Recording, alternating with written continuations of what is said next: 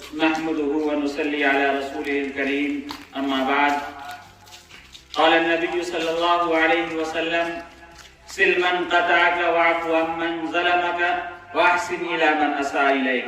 ہم سلام پیش کرتے ہیں دیش کے ان مہاپرشوں کو، پروجوں کو، قوم کے ان جیالوں اور سرفروشوں کو جنہوں نے خون کی ندیاں بہا کر، پھانسی کے پھندوں کو چوم کر، طرح طرح کی تکلیفوں اور مشقتوں کو برداشت کر کے اللہ کے کرم سے اس ملک میں آزادی کا سورج طلوع کروایا. وہ کون تھے لوگ جو انگریز جیسی ظالم و جابر طاقت کے سامنے سیسا پلائی ہوئی دیوار بن کر کھڑے ہو گئے؟ کون تھے وہ سورما جو بے سر و سامانی کے عالم میں انگریزی سامراج کے برابر دانت کھٹے کرتے رہے؟ کون تھے وہ لوگ جنہوں نے انگریز کو اس ملک میں چین سے رہنے نہ دیا؟ کون تھے وہ لوگ جنہوں نے دیش واسیوں کو غلامی کی زندگی سے نکال کر آزادی کے ماحول میں جینے کا موقع مرحمت فرمایا؟ آپ تاریخ پڑھیں گے، کوئی کہے گا مسلمان تھے، کوئی کہے گا ہندو تھے، کوئی کہے گا سکھ تھے، کوئی کہے گا عیسائی تھے.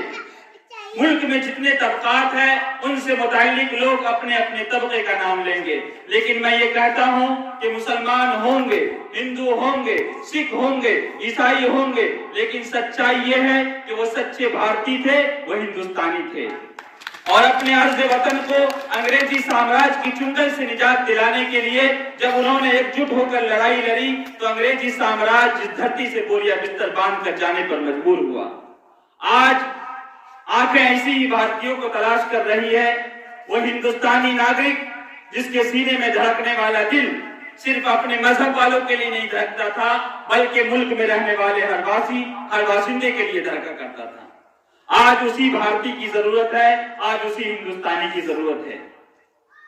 ملک میں جب دھرم کے نام پر، پشو پکشی کے نام پر، جھوٹے الزامات کے نام پر دیش واسیوں کا خون بہایا جاتا ہے تو دل دکھتا ہے، کلیجہ منہ کو آتا ہے، دیش کی تصویر مسخ ہوتی ہے، بگڑتی ہے، اس لیے کہ ہمارے پروجوں اور بزرگوں نے جو دیش اور ملک ہمارے حوالے کیا تھا وہ ایسا دیش نہیں تھا جس ملک میں رہنے والے انسانوں کے دلوں میں گھرنا پائی جاتی ہو، نفرت پائی جاتی ہو، بلکہ وہ ایسا دیش تھا جس میں ہندو مسلمان کے لیے، مسلمان ہندو کے لیے مرنے کو تیار رہا کرتا تھا، ہمدردی اور خیرخواہی کے جذبے کے ساتھ جیا کرتا تھا.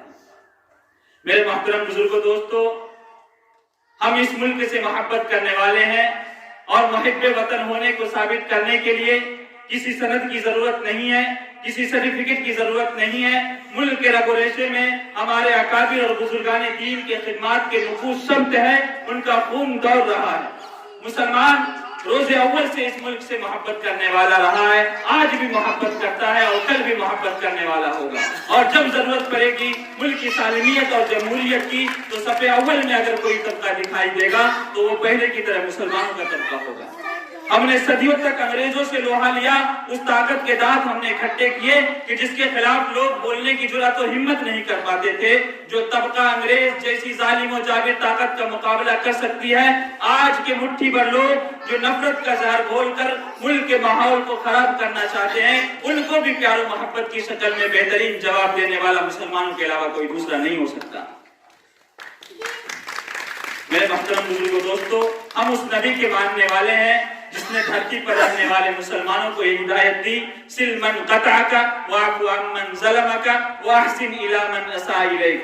جو تم سے رشتہ توڑتا ہے تم اس سے رشتہ جوڑو، تو جو تمہارے ساتھ ظلم کرتا ہے تم اس کے ساتھ عفو درگزر کا معاملہ کرو. میرے محترم بزرگوں، دوستو، اللہ تعالی ہم سب کو اس ملک میں امن کے ساتھ رہنے کی توفیق عطا فرمائے اور ایک دوسرے کے لیے مفید بن کر جینے کی توفیق عطا فرمائے. میں اس اشعار کے ساتھ اپنی بات ختم کرتا ہوں. فقط اتنی گزارش ہے ارباب حکومت سے، فقط اتنی گزارش ہے ارباب حکومت سے، ہمارا حق جو بنتا ہے ہمارا حق مگر دے دو.